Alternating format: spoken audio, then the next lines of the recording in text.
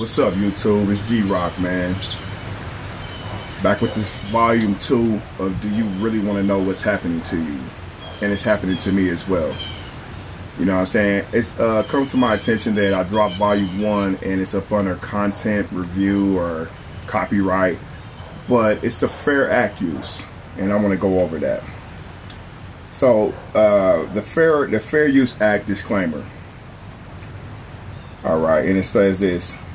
Fair use is a use permitted by copyright statute that might otherwise be infringing. Nonprofit educational, which I don't make money on this channel. It's just for educational purposes. Personal use, tips, the balance in favor of fair use. Okay, the definition. Fair use is a doctrine in the United States copyright law that allows limited use of copyrighted material without requiring permission from the right holders, such as for commentary, criticism, news, reporting, research, teaching, or scholarship. It provides for the legal, non-licensed citation or incorporation of copyrighted material in another author's work under a 4-factor balancing test. The term fair use originated in the United States. It's a similar principle. Fair dealing exists in some common law jurisdictions. Civil law jurisdictions have other limited or exemptions to copyright. All right. So all the clips and stuff I use is up under the fair use law. This is my right as a United States citizen. I have a social security number. I was born in this country. My father's father died for this country. My ancestors were slaves and built this country off free labor.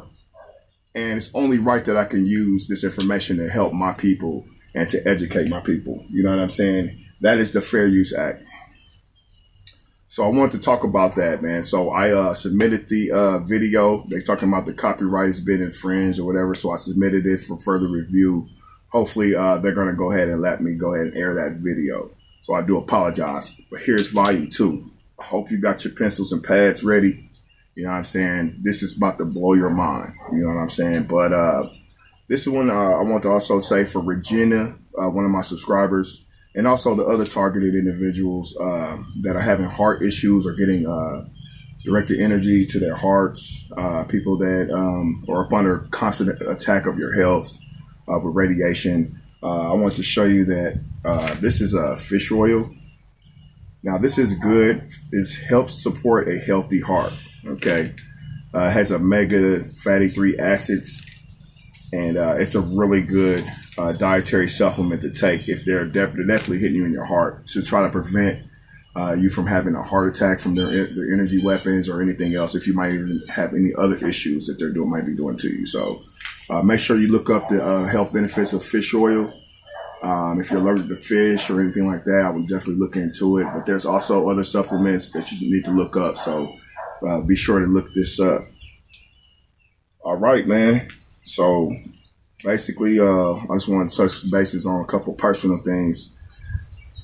If what the content that I'm putting out here, if it, like I said before in one of my other videos, if it's not true, if the things that I put on my channel is not true, why am I getting flagged for it? Why has my gang stalking increased by 1,000% since dropping some of the, especially the last couple series I've dropped? I mean, it's been increasing, you know what I'm saying? They didn't put chemicals on my air mattress, you know, because a lot of us as targeted individuals, we don't have much. I don't have much. I'm not a rich man, you know what I'm saying? I don't have much at all, you know what I'm saying? So, but the stuff I do have, I do appreciate, and I work hard for it. So for these cowards to come in and spray these type of, I don't know what chemical smell that is, but dude, I mean, I washed and scrubbed that thing forever, and it still would not remove that scent. So whatever that is, I don't know if it's mixed with skunk secretions. I don't know what the hell it is, but it's totally, absolutely nasty as hell. Messed up, you know what I'm saying? This is things we got to go through. But it's well worth it. I'm going to keep dropping this good content. I'm going to keep on trying to research and find other ways to combat this issue with gang stalking and targeting. You know what I'm saying? And like I said, that last video, man, it was deep. So I hope you guys like this informative video. If you're new to the channel, make sure you subscribe. Make sure you guys like the video. If you like it, if you don't like it, put the thumbs down. You know what I'm saying? Lost 2 subscribers. I don't know why. It's on you. Maybe they were gang stalkers. Maybe it's people that was haters. Who knows? You know what I'm saying? I got a lot of haters, but I get more love from you guys. Thank you for supporting the channel, and we're gonna go ahead and roll that beautiful beam footage.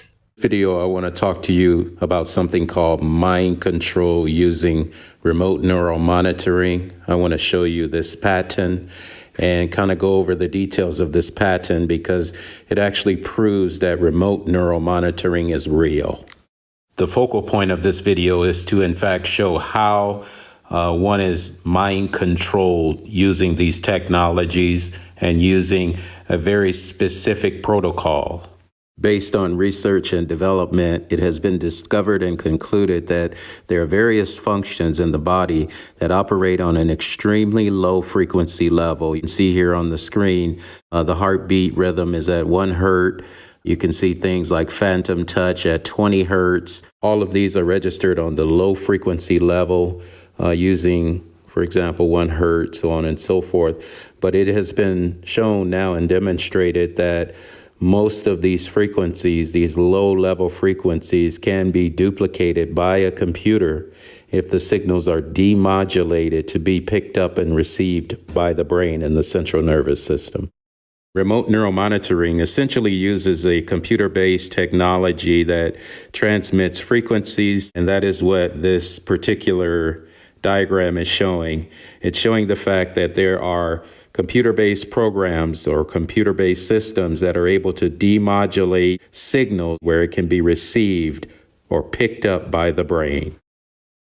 If you'll further notice this graph on the screen here, there's a 4-part process that targeted individuals go through. One includes satellite tracking. They're able, through remote neural monitoring, to track your whereabouts all times of the day, anywhere you go. And then it relays your GPS coordinates to a satellite, to a central command center. And then from that central command center, a supercomputer will send either messages or the targeting back to the individual. And that targeting can be anything from directed energy to messages. You'll hear voices. You'll feel a heating, burning sensation through the microwave fields. Here you'll notice some burn markings on my leg as a result of what I believe was directed energy burns, microwave burns on the leg. You'll notice the scarring that resulted from the directed energy. I have measured that, and I want to show you the measurements later on in the video. I want to go over this pattern here that basically points out the technology for remote neural monitoring. Those of us that are targeted individuals, many of us have what's called remote neural monitoring, which is a remote system set up to monitor brainwave functions and also alter brainwave functions. Now, what I'm going to do is I'm going to go over the technology here in the beginning, and I'm just going to kind of briefly gloss over this patent. So you'll notice this patent was filed on August the 5th, 1974. One thing I want to point out here is Project's MK Ultra, the CIA's program of research and behavior modification, had a joint hearing, a selected committee on intelligence and a subcommittee on health and scientific research. And this, in essence, was designed to end the MK Ultra program in 1977. You'll notice that this patent came out 1 year before this subcommittee hearing. If you'll notice here in the top left, it was actually fully developed and recorded April 20th, 1976.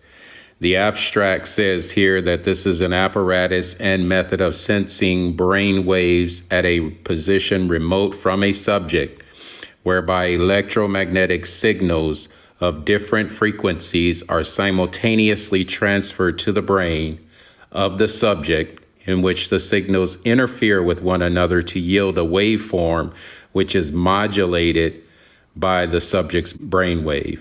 Now, I know that sounds really complicated, but I'm going to show you a diagram here in a minute on how that actually works.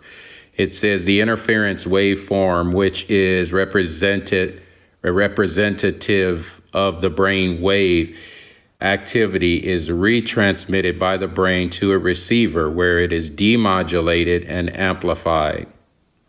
And then the circle portion here, it says the demodulated waveform is then displayed for visual viewing and routed to a computer for further processing and analysis.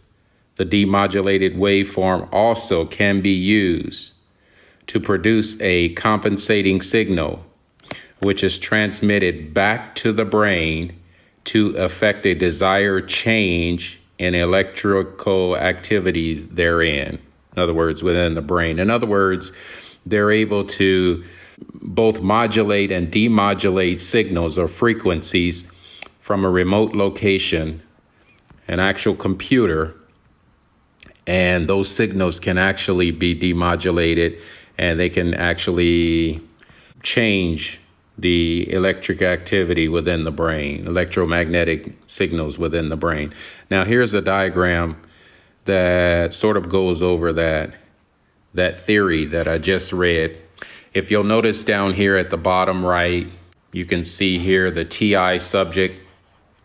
This is the TI subject down here, illustrated by number 8. If you'll notice the signals that come into the brain here, numbers 41, 43, and 45. These signals all come from, 2 of them are incoming, 1 is outgoing, number 45 is outgoing. All right, so I want to look at number 41 first. If you'll notice 41, it starts up here at the demodulated portion section here, okay? And it initially comes from, if you'll notice, it comes from the computer here, and then it's demodulated. Then it goes through a series of amplifications, mixing. Then it's sort of routed through an RF power divider. And then it goes through what's called a frequency doubler. And that's mixed, and then it actually goes into the brain. All of this is for the purpose of taking frequencies, a number of different frequencies, as is said in this abstract here, where you can take a series of frequencies. You'll notice here it says different frequencies are simultaneously transmitted to the brain of the subject. Okay, that's what we're looking at here.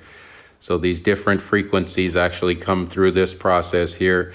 They're translated, and they're sort of dubbed together, if I could use that word, whereby they are received by the brain and modulated within the brain throughout the body, and they create a series of different effects. Now, for most targeted individuals, there are many, many, many different symptoms that we all kind of deal with. And it seems like many of us are different, and it's for obvious reasons. Plausible deniability is one of the main things that the perpetrators try to keep in the forefront. In other words, they don't want anyone to see a pattern of harassments between individuals. So they try to make everyone's harassment patterns different. And that's all done via computer. It's all done via frequencies. And that is what I want to show you here. So what I'm going to do here is I'm going to copy this particular diagram and copy this diagram. And then what I want to do is I want to go down and show you the object of this invention. It says, and I'm right here on the left side of the screen here. It says, it is therefore an object of the invention to remotely monitor electrical activities of the entire brain or selected local regions thereof with a single measurement.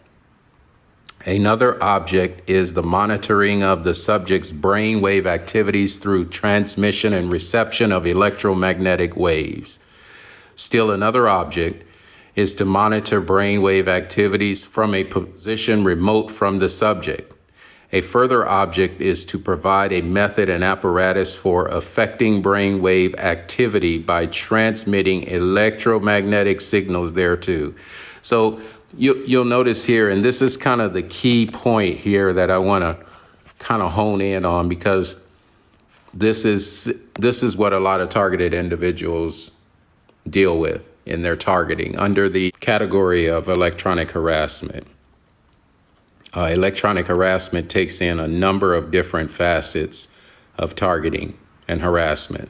For many of us, it starts with remote neural monitoring, because it would be very difficult to effectively control someone's mind if you couldn't monitor their mind in the first place. So they have computer systems set up where they can actually read the effects from the brain wave transmission. They can read the effects of the harassment, whether it's mild or intensive, and they can sort of govern it that way. This is very, very long, and a lot of it is very intense technological information or details. All right. But I do want to go through a portion that I think is very significant for targeted individuals. And it starts here, number 60, right here at the left side of the screen here, number 50, actually. It says the computer. Now I'm going to drop the diagram here. I might have to manipulate it. I don't know if you'll be able to see it correctly, but I'm going to try to drop the diagram here to show you. Yeah, I don't know if this is going to work or not. So we'll put it right there for now. It says the computer processes of the amplification brainwave 60 signal to derive information suitable for viewing by suppressing, compressing, or expanding elements thereof, or combining them with other information-bearing signals, and present that information on a display. Now, if you'll notice here on this diagram, I'm going to put it here just so you can see it. Number 60, this is number 60 right in here. That's the computer source. The signals come from that computer source.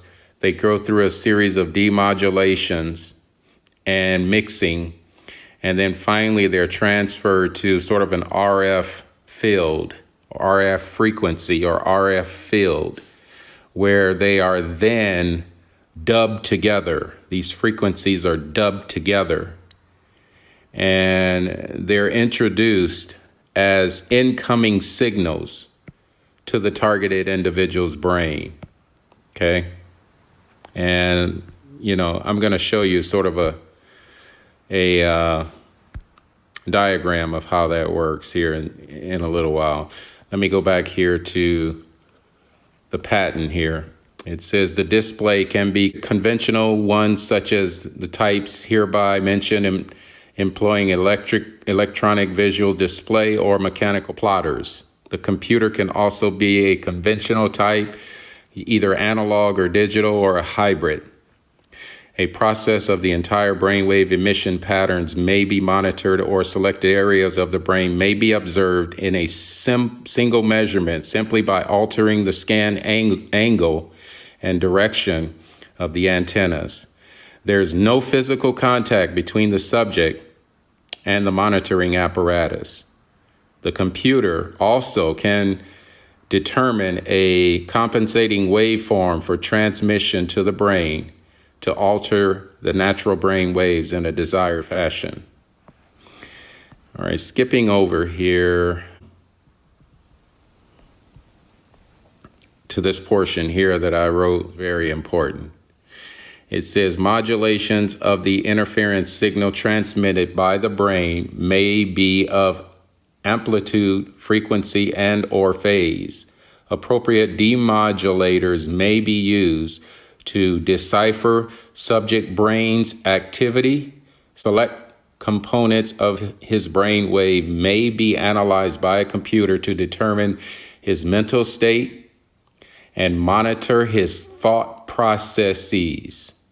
All right, so you can see here, and this is kind of the reason why I wanted to go to this point, was because of this particular area here that tells us that a person's brain waves can be monitored both while they're sleeping as well as while they're awake, for the purpose of monitoring thought processes, also for monitoring any activity that the brainwave registers from the body. It could be when you're walking, when you're eating, It could be anything you're doing with your extremities, whether it's your right arm or your left arm. Your brain registers all of that through the central nervous system. Well, that information is sort of modulated and demodulated, and it's picked up by a remote computer, where it in turn reads out that communication, which allows them to monitor everything you're doing.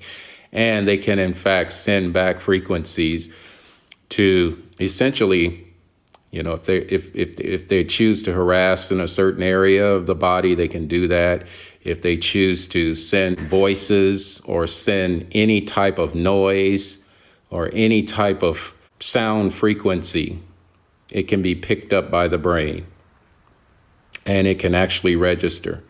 In the next paragraph, it reads, as will be appreciated by those familiar with the art, apparatus, and method of the subject invention, has numerous usages. Persons in critical positions, such as drivers and pilots, can be continuously monitored with provisions for activation of an emergency device in the event of human failure. Now keep in mind, this invention was created 1976. We've never heard anything about this invention from 76 until now. At least I haven't. But yet and still, the invention was created in 1976, and ironically, it was created and patented 1 year before what they wanted us to believe was the end of the MK Ultra program.